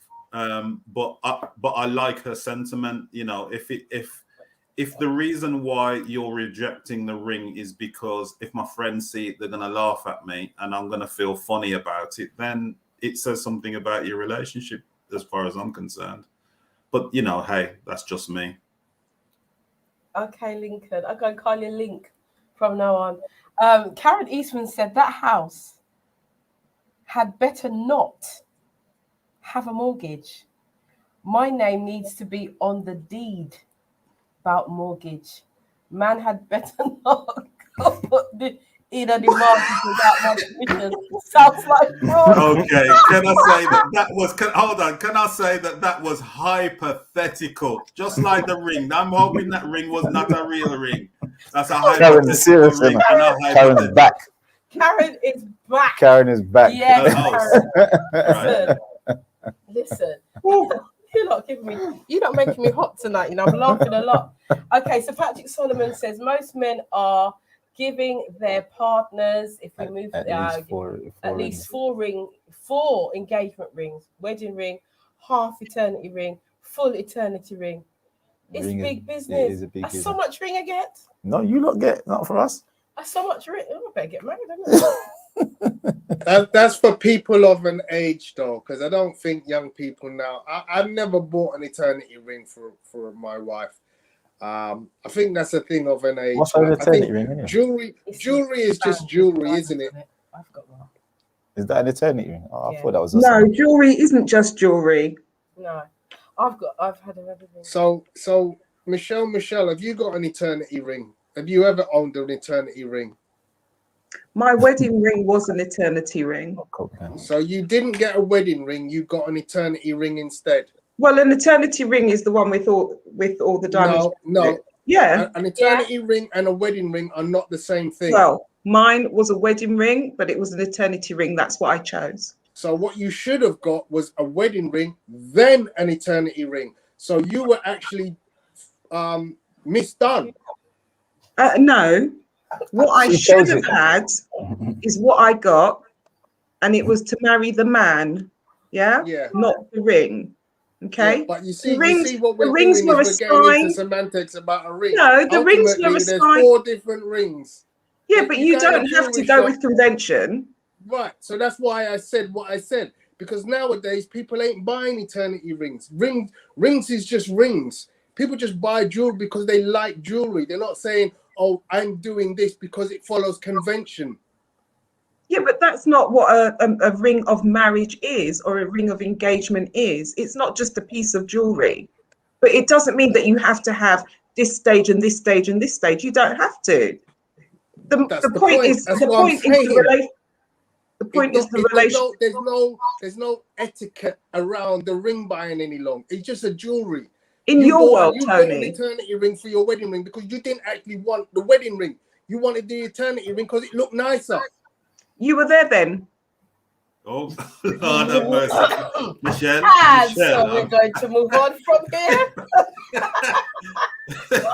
Sorry, guys.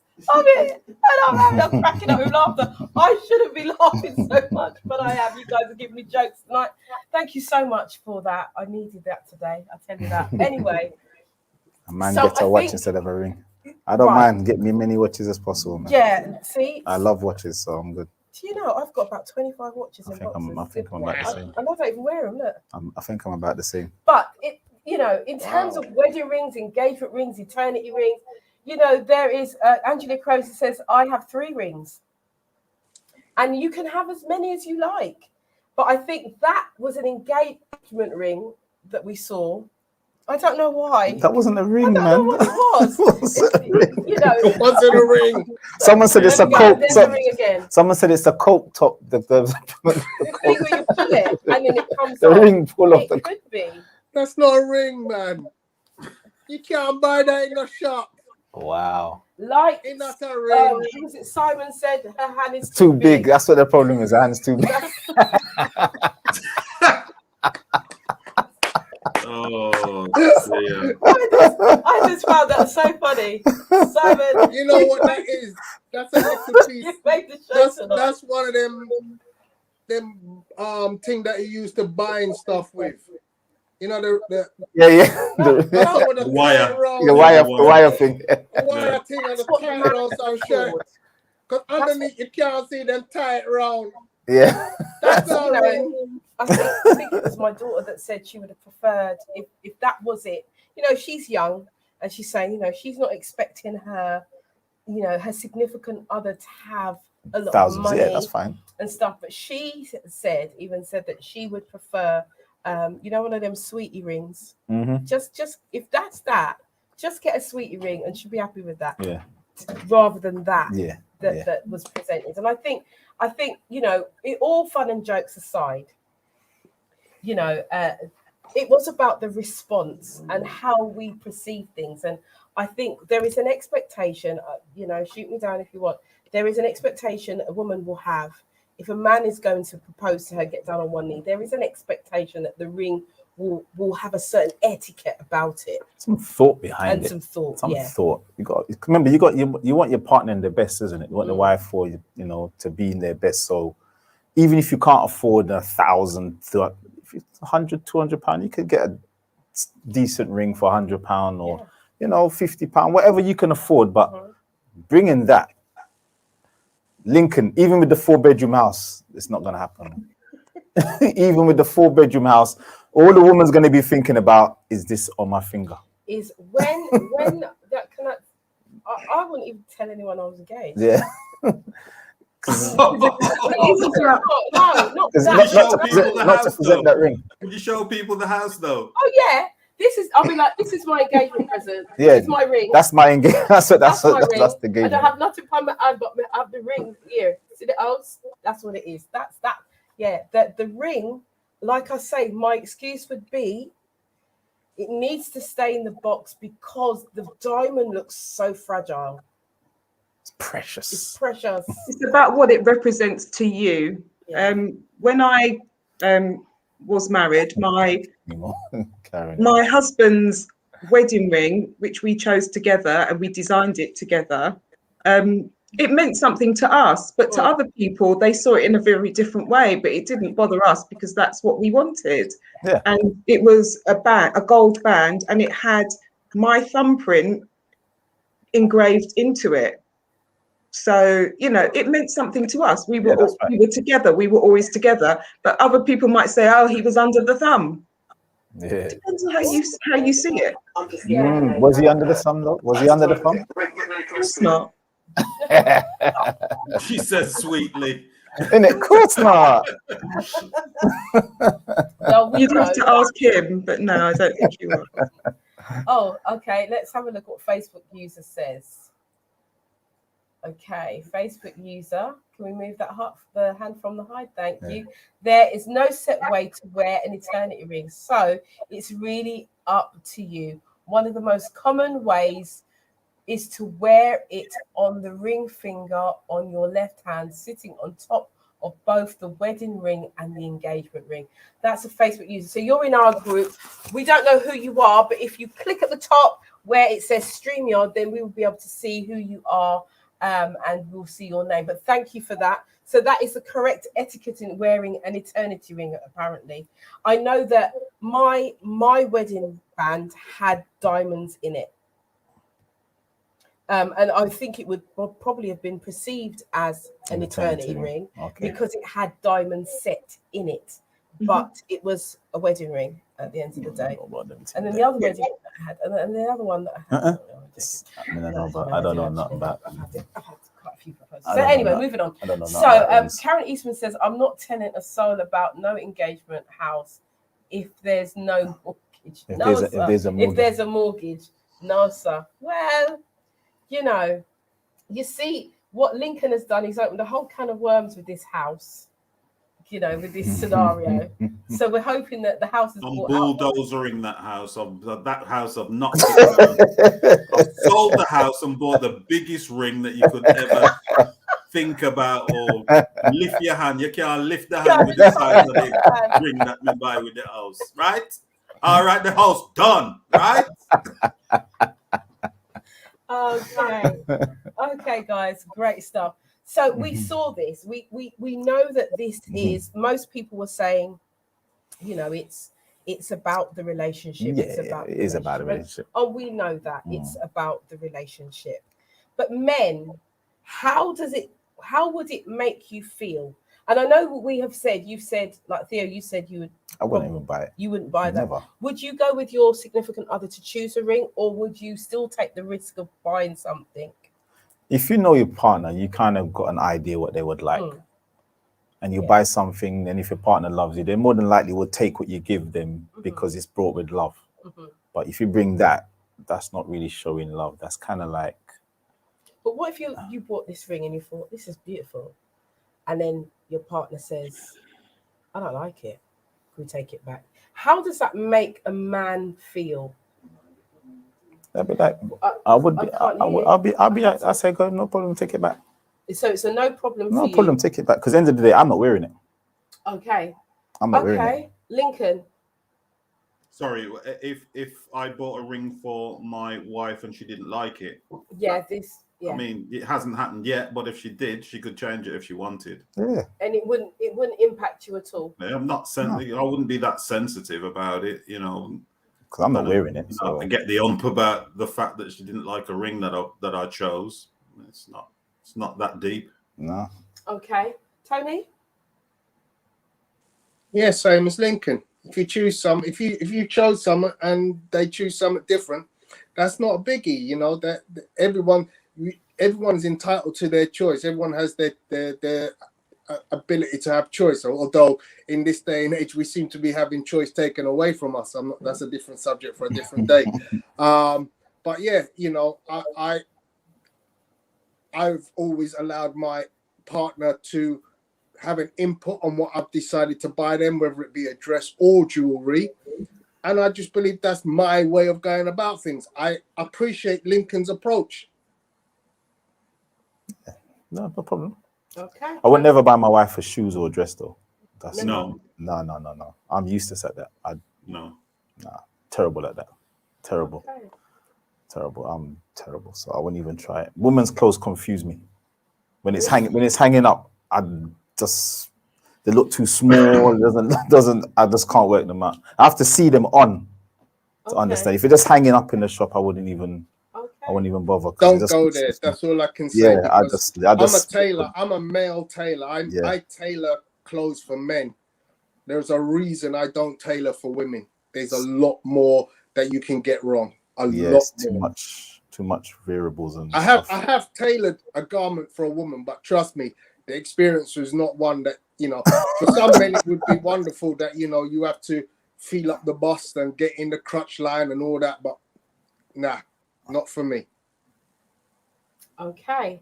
The reason why I put that out there is because I was just thinking, I wonder if that's something that a man could feel kind of emasculated about. Nah, you shouldn't. You know, if you have a ring and you're like, oh, I don't like that ring, or is it the way in which you say you don't like the ring? Does it make a difference?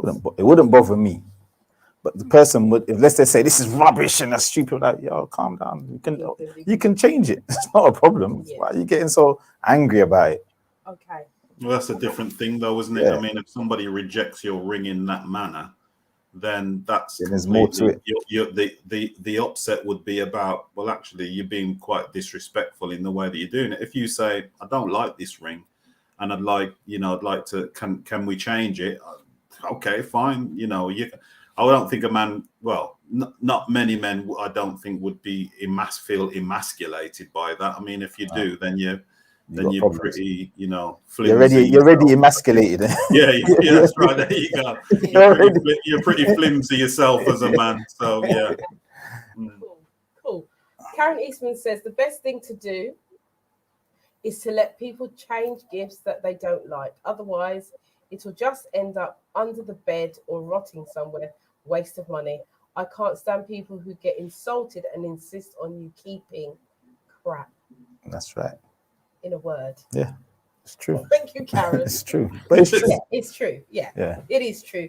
Patrick Solomon says, my lovely wife went to the jewelers to choose her own rings. Well, you know, if Patrick Solomon, even if I called you, trust me, it wouldn't make a blind bit of difference. Like he says, oh, Thea, if you want help shopping for your wife, call me. I'm not getting involved. What did you say, Lincoln? Stay in your lane, isn't it? That's right. I'm not staying in your lane.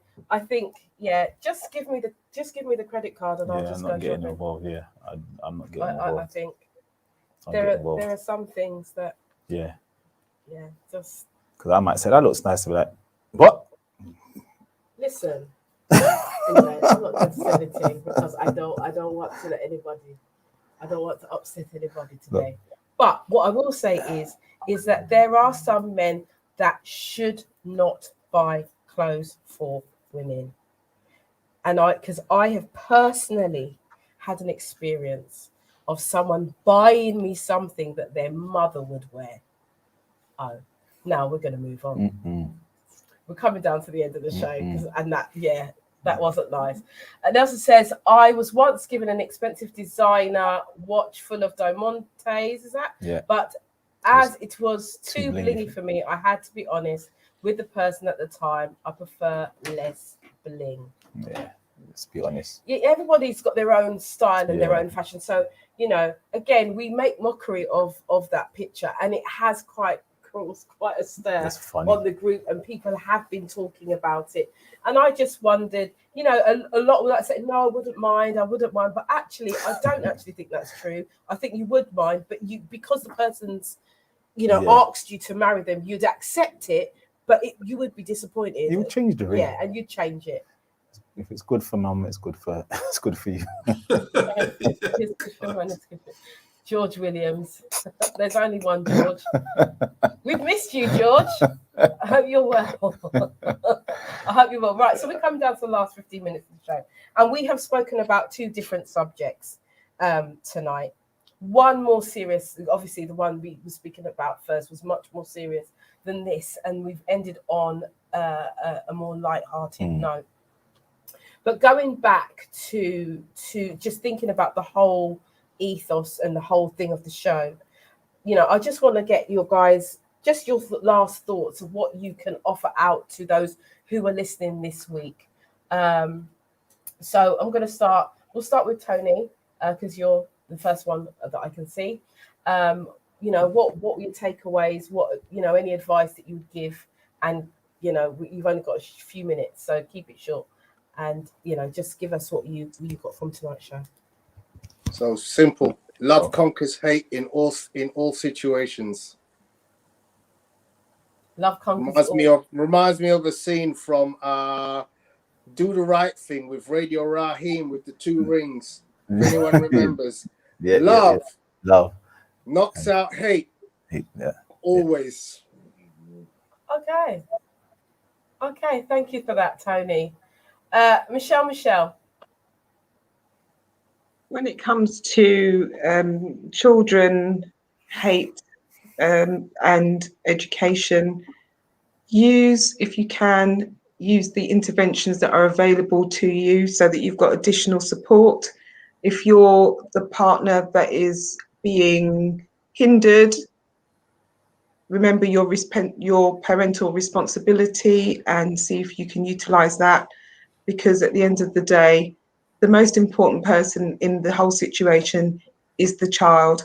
And finally, let's not always go with the propaganda about our community. Some of us are sole parents, co-parents. Our relationship status is a different thing. Thank you. Love that. Okay, Lincoln. Yeah, I with regards to, I think the most kind of poignant subject was about the children and, you know, children being taught hate. I think it's a no. We should never do that, obviously. But I think what I take away and want to give is that, you know, when you deny, let's say, for instance, because there are men that have custody of the children and it's the mother that's the absent parent.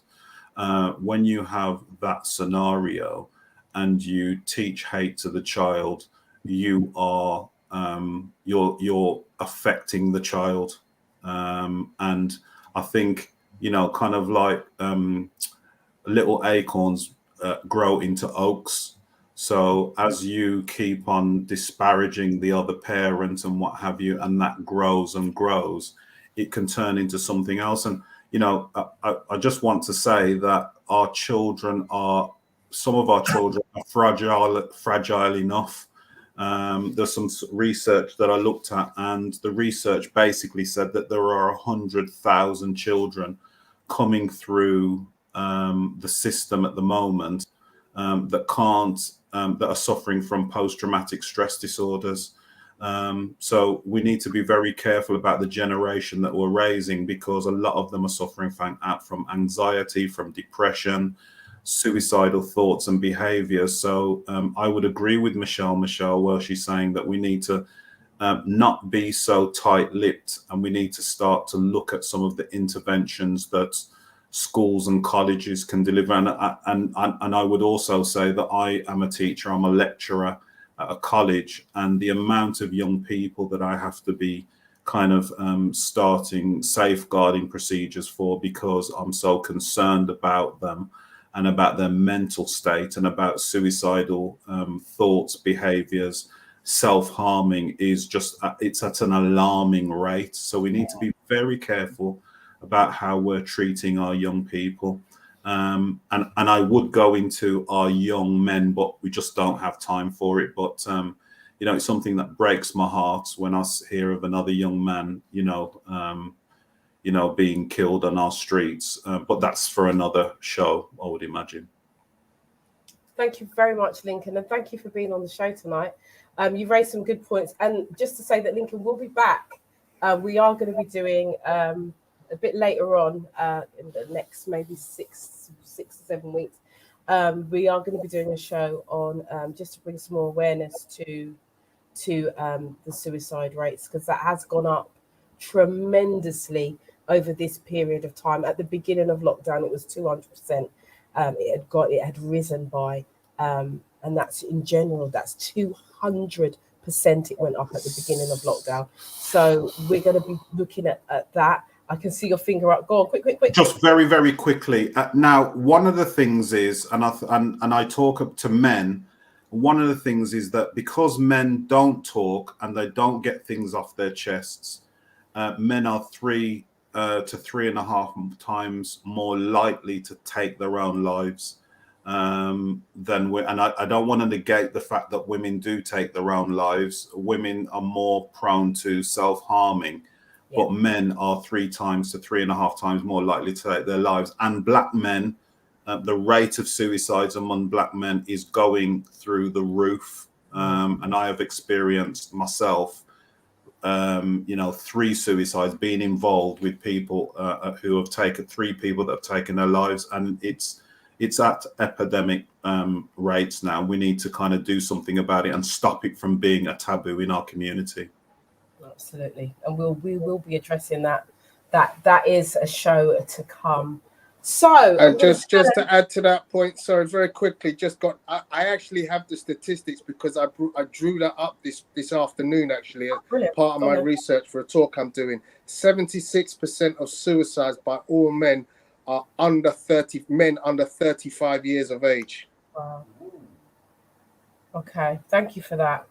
So we really do have something to talk about. You know, we had a show in the last series. It was Tony Crossbody and Mr. C, and one of the statements that Mr. Crossbody Tony said, was that men don't talk and they don't have a platform. So moving forward, if you notice, a lot of the speakers that I've had on here so far are men. And I'm making, even at the retreat, there are a significant number of men that are going to be talking. And I think it is, when he said that, it really hit me. Even though I see lots of men talking, if men feel that they don't have a platform to speak, then there's one here. If they've got something that they want to say, there's a platform here. So I'm just saying that if you are, like Lincoln is, his work is around suicide. And I know that Tony works around young people. If you are a male and you want to talk about some issues, whether you're in the black, white, pink, yellow spot community, it doesn't matter.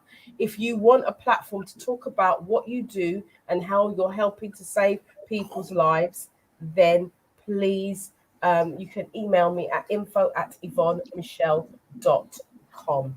And so I'm going to now come to you, Theo, in the studio. Very, very quickly. Remember, I do a barbershop. I do the barbershop.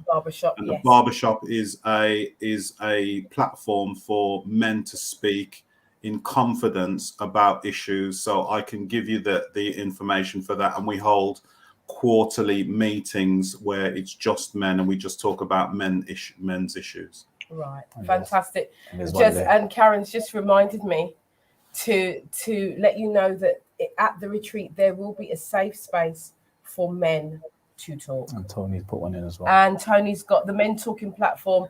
It's still running every other Wednesday. If you would like some more information about that, you can contact me and I will send your details over to Tony. info@yvonnemichelle.com. And the same with, if you're interested in the barbershop that Lincoln runs, again, the address there, info@yvonnemichelle.com, is at the bottom of the screen now. So now I've plugged everything. And your takeaway for today? Yeah, your takeaway for today. As a single parent or sole parent, be a sole parent. The other person's not there, focus on your child. Whatever's gone on with the previous partner is gone. The child doesn't need to know about it. If the child asks where the parent is, it says they're not here. Simple. They're not here, and move on. Because you still got to raise that child. But bringing that anger and frustration out, it's not going to help anybody. It's not going to help you, and it's not going to help the child. So be a parent and focus on your child. Raise your child to the best of your abilities. And if the parent decides to come back in 10 years' time, 15 years' time, 20 years' time, that's their business. But you breeding hate is not helping anybody. So that's the takeaway. Just be a parent. I like that, Michelle, what you said. Yeah. Can we scroll down? Was it single parent? Was it always a parent, not a not always single? Yeah, that's it. Yeah. Your relationship status has got nothing to do with your parenting. You're always going to be a parent. You may not always be single. That's right. So that's right. Be a parent. Be a parent. Be a parent. Children and adults don't need to be involved in the adult concerns. Be the best parent that you can be. Yeah, that's it. That's the most important thing. Thank you for that. So, guys, we've come to the end of the show.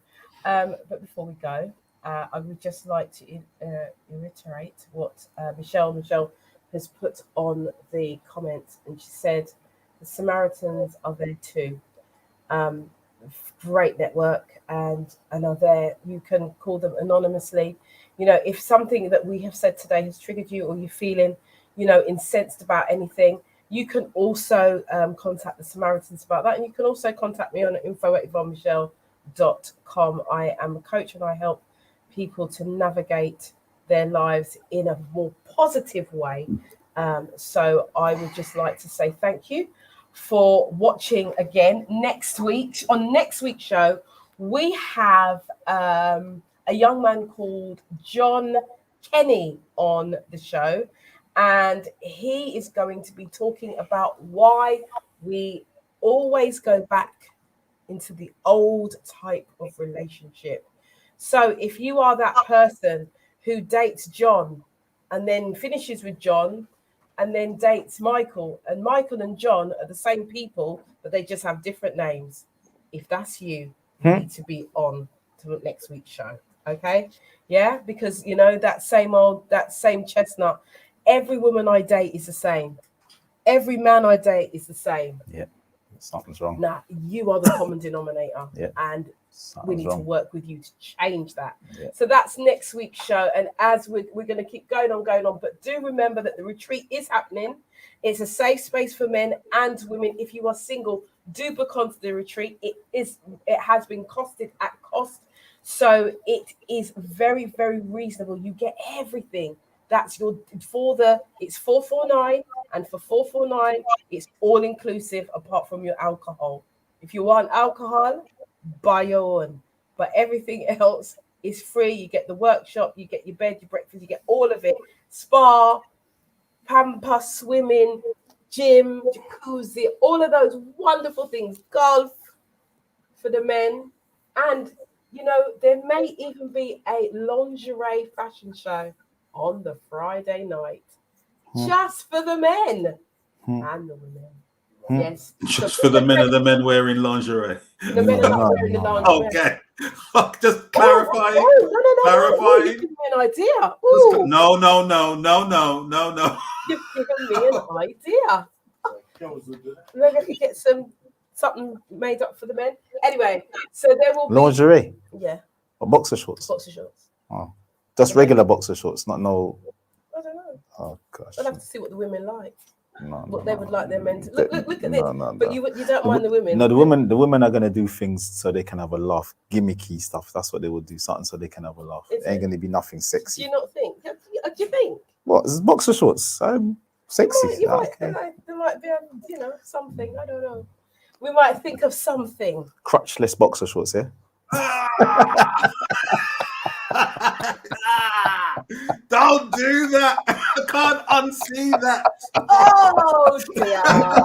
Thank you, Theo. Bro, that's the only thing I'm thinking. Like, what can you do? Oh, hold on. Natasha's saying, where can I find? Where can you find more details about the retreat? Natasha, if you want more details, I will send you a link. If you email info@yvonnemichelle.com, I will send you the details. I think that's the easiest way. There you go. What's Trinidadians, happy independence, all the Trinis. Okay, happy Independence Day. Oh, look, Michelle's doing her thing. Happy Independence Day. Thank you. Right, so guys, anyway, we've come to the end of the show, right? I need to wipe that thing out of my head that you said. Well, you not want it to go there down lingerie for men, so what do you expect? It's like I'm gonna get some sage. Some olive oil. But anyway, we've come to the end of the show. Listen, guys, I want to thank you for being here. I want to thank my panel for tonight. You guys have been absolutely awesome. Thank you for joining me, and we will be back next week between the hours of 9 and 11 for more After Dark talk. So, on that note, Ciao. Guys on the panel, stay where you are. See ya. Tony said lycra. Oh, good night. You ready? You got me running, got me running. shake it, baby.